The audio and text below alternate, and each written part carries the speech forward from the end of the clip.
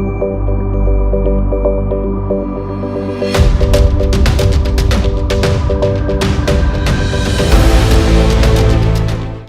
आप देख रहे हैं द एंगल। मैं हूं आपके साथ दीपाली माथुर। बुलेटिन की शुरुआत करते हैं हेडलाइंस के साथ। लाल किले का मुख्य आरोपी दीप सिद्धू गिरफ्तार, दिल्ली पुलिस की स्पेशल सेल ने पकड़ा। राहुल गांधी के राजस्थान दौरे का कार्यक्रम हुआ तय, 2 दिन में 5 सभाओं को करेंगे संबोधित। मुख्यमंत्री अशोक गहलोत की अध्यक्षता में आज होगी कैबिनेट की बैठक, विधानसभा सत्र को लेकर होगी चर्चा। राजस्थान भाजपा में निकाय चुनाव हार के बाद बढ़ा कलह, वसुंधरा राजे खेमे के समर्थकों ने खोला मोर्चा। उत्तराखंड में ग्लेशियर टूटने के बाद आई त्रासदी के बाद 197 लोग अभी भी लापता हैं। इनमें से टनल में फंसे हुए करीब 35 मजदूरों को निकालने की कवायद जारी है। वहीं 26 शव निकाले जा चुके हैं। इनमें से 24 की शिनाख्त भी हो गई है। सभी शव टनल से और आसपास के क्षेत्रों में नदियों के किनारे से मिले हैं। वहीं उत्तराखंड के डीजीपी अशोक कुमार ने आज सुबह बताया कि टनल में थोड़ा और आगे बढ़े हैं, अभी टनल खुली नहीं है।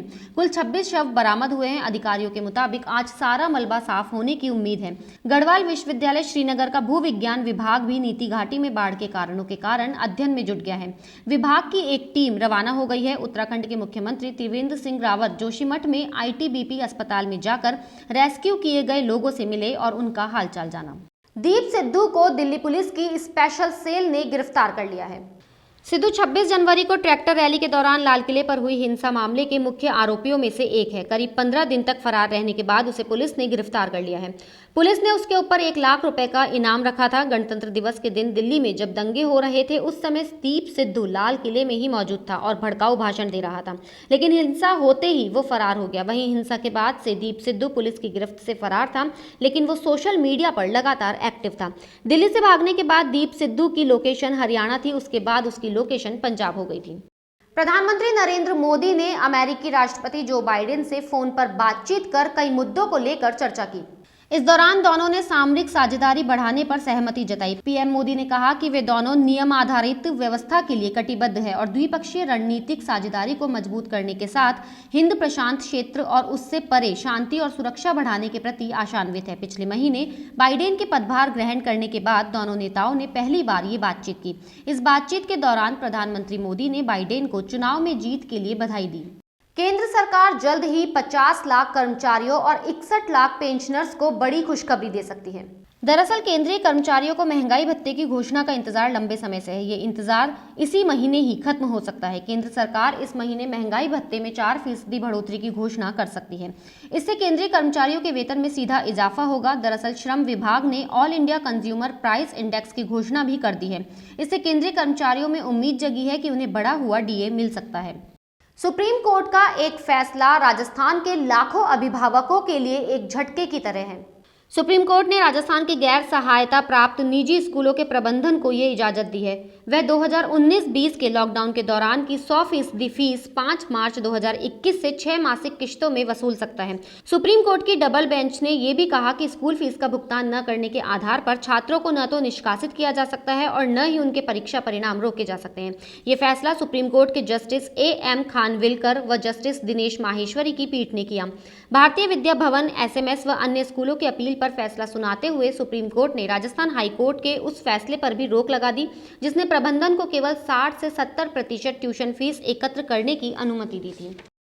प्रदेश कांग्रेस ने राहुल गांधी के प्रस्तावित 12 और 13 फरवरी के कार्यक्रम को जारी कर दिया है। राहुल गांधी चार्टर विमान से 12 फरवरी को सूरतगढ़ पहुंचेंगे और दोपहर 11:30 बजे हनुमानगढ़ जिले के पीलीबंगा कृषि उपज मंडी में और दोपहर 3 बजे गंगानगर जिले के पदमपुर कृषि उपज मंडी में किसान सम्मेलन को संबोधित करेंगे। इसके बाद संभावना जताई जा रही है कि रात को राहुल गांधी सूरतगढ़ स्टे करेंगे। तो वहीं 13 फरवरी को सुबह राहुल गांधी चार्टर विमान से किशनगढ़ एयरपोर्ट पहुंचेंगे, जिसके बाद किशनगढ़ शहर में राहुल गांधी का स्वागत कार्यक्रम होगा। इसके बाद राहुल गांधी किशनगढ़ में तेजाजी महाराज के दर्शन करेंगे और किशनगढ़ के सुरसुरा में किसान सभा करेंगे। इसके बाद राहुल गांधी अजमेर के रूपनगढ़ में ट्रैक्टर रैली में शामिल होंगे, जिसके बाद नागौर के परबतसर में किसान सभा को संबोधित करेंगे और वहां से राहुल गांधी मकराना पहुंचेंगे, जहां पर भी राहुल गांधी किसान सभा को संबोधित करेंगे। राजस्थान सरकार के बजट पेश किए जाने से पूर्व मुख्यमंत्री अशोक गहलोत की अध्यक्षता में आज कैबिनेट की बैठक होगी। आज मुख्यमंत्री आवास पर शाम 5 बजे अहम बैठक होगी। बैठक में बजट सत्र में रखे जाने वाले विधायकों को विचार विमर्श कर मंजूरी दी जाएगी। इसके अलावा कैबिनेट की बैठक में राज्यपाल के अभिभाषण को भी मंजूरी प्रदान की जाएगी। कैबिनेट की इस बैठक में विधानसभा सत्र में तीनों संशोधित कृषि बिलों को नए सिरे से फिर से सदन में रखे जाने के मुद्दे पर भी चर्चा की जा सकती है। मौजूदा स्थिति में कृषि के तीनों संशोधन बिल राजभवन में अटके हुए हैं।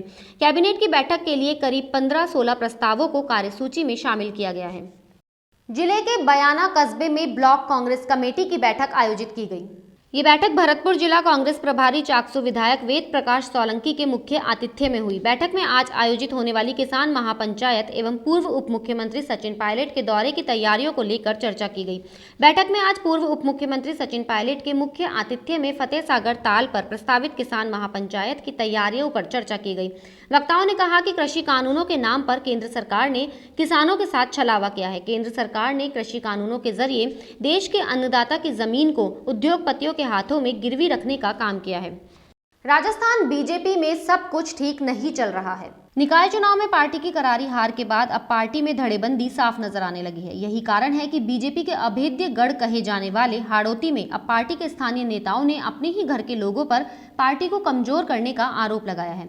हाड़ौती में प्रदेश संगठन पर सवाल उठाने वाले ये सभी नेता पूर्व सीएम वसुंधरा राजे के खेमे से जुड़े हैं। इन नेताओं ने आलाकमान से गुहार लगाई है कि पार्टी को बरसों तक अपने खून पसीने से सींचने वाले कार्यकर्ताओं की अनदेखी की वजह से ये हालत हो रही है। अगर यही हालत रही तो हाड़ौती में बीजेपी रसातल में पहुंच जाएगी। बीजेपी सरकार में मंत्री रहे हाड़ौती के छबड़ा विधानसभा क्षेत्र के विधायक प्रताप सिंह सिंघवी, पूर्व राज्य मंत्री बाबूलाल वर्मा सहित कई नेताओं ने स्थानीय निकाय चुनावों में पार्टी की दुर्गति पर संयुक्त बयान जारी किया है। घरेलू तेल कंपनियों ने मंगलवार को एक बार फिर पेट्रोल और डीजल के दामों में जोरदार बढ़ोतरी की है। तमाम विरोध के बावजूद सरकारी तेल कंपनियों ने पेट्रोल के दाम इस बार 41 पैसे और डीजल के दाम 38 पैसे बढ़ाए हैं। जयपुर में अब पेट्रोल के दाम 93 रुपए 67 पैसे प्रति लीटर और डीजल के दाम 85 रुपए 68 पैसे प्रति लीटर हो गए हैं। साल 2021 में 9 फरवरी को 13वीं बार ये बढ़ोतरी की गई है और बजट के बाद ये तीसरी बढ़ोतरी है। इस बढ़ोतरी के बाद नए साल में अब तक पेट्रोल के दाम 3 रुपए 93 पैसे बढ़ चुके हैं और डीजल के दाम में 3 रुपए 94 पैसे प्रति लीटर की बढ़ोतरी हो चुकी है। राजस्थान के श्रीगंगानगर में पेट्रोल के भाव 97 रुपए 79 पैसे प्रति लीटर तो डीजल के भाव अब 89 रुपए 49 पैसे प्रति लीटर हो चुके हैं।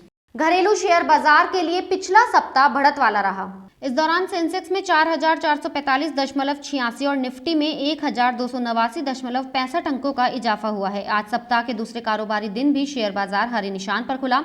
आज बॉम्बे स्टॉक एक्सचेंज का प्रमुख इंडेक्स सेंसेक्स 122.8 अंक की तेजी के साथ 51,470.85 के स्तर पर खुला। वहीं नेशनल स्टॉक एक्सचेंज का निफ्टी 48.35 अंक की बढ़त के साथ 15,164.15 के स्तर पर खुला।